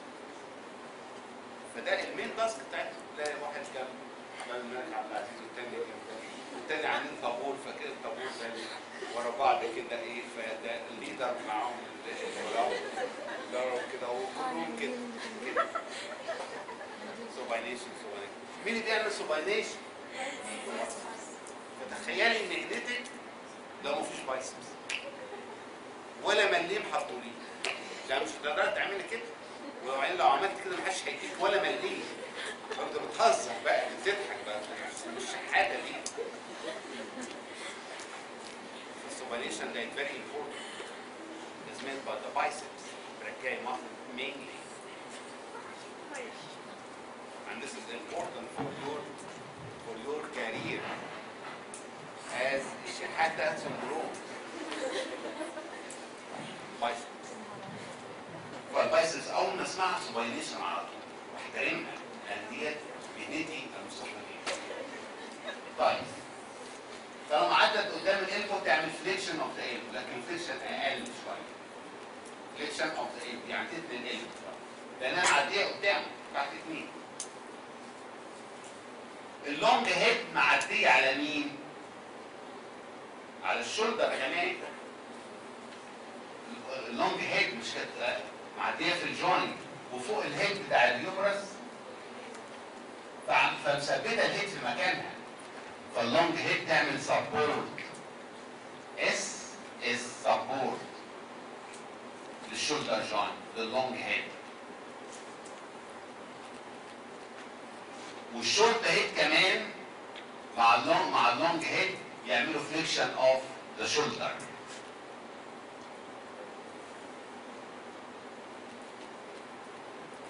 هبص الاقي شغاله 4 البايسبس، والبايسبس لو انت عملت ايدك كده اهوت هتلاقي فيه عضله هنا اهو عامله زي السمان، هي دي البايسبس. طبعا انت مفيش عضله، انت هتلاقي بتدور، هي عينك بتدور مش لاقي بايسبس خالص، مفيش عضلات نهائي يعني. لكن انت عملت كده هتلاقي فيه البايسبس عضله مسمعه زي السمان، هي دي البايسبس. عضله من مخزريه الشكل، لها 2 اوريجن، 2 انسيرشن، 2 نيرف سبلاي، شغال على 2 جوينت و2 اس. The most important is supination. لا انساها، لا تنسى تحت اي ظرف. المين سوباينيت دي واس سبورت واف اف، فليكس هنا وفليكس هنا، فليكس على الجوينت اللي فوق وفليكس الجوينت اللي تحت. سبورت الهيد اوف ذا هيومرس. ليه بقى؟ لان الشولدر جوينت دي شولدر ضعيفه جدا، مور لابل في الديسلوكيشن. من ضمن الجوينتس اللي لها زي ما تعرفوا لا مور لابل، انتوا عارفين كده ولا لا؟ انها مور ليه بقى؟ الهيد بتاع الهيومرس كبيره والجلويد كابت صغير عليه، والحركه بتاعتها كبيره، مع اي حركه يجي الهيد سايبه الجلويد كابت مخلوعه، فالخلع بتاع الشولدر فيري كومن. فعشان كده في حاجات بتثبت الهيد مكان عشان تمنع الخلع ده. من ضمن الحاجات اللي بتسبورت الهيد اللونج هيد، اللونج تندون بتاع البايسبس. ليه؟ لانه معدي في الجوينت فوق الهيد فكاتم الهيد اللي تحت مخليها في مكانها. فعشان كده بيسبورت الهيد of the humerus in its position to prevent dislocation of the shoulder joint.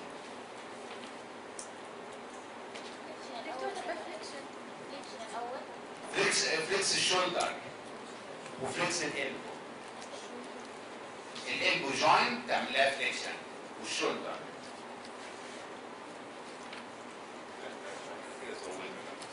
عندكم محاضرة ايه؟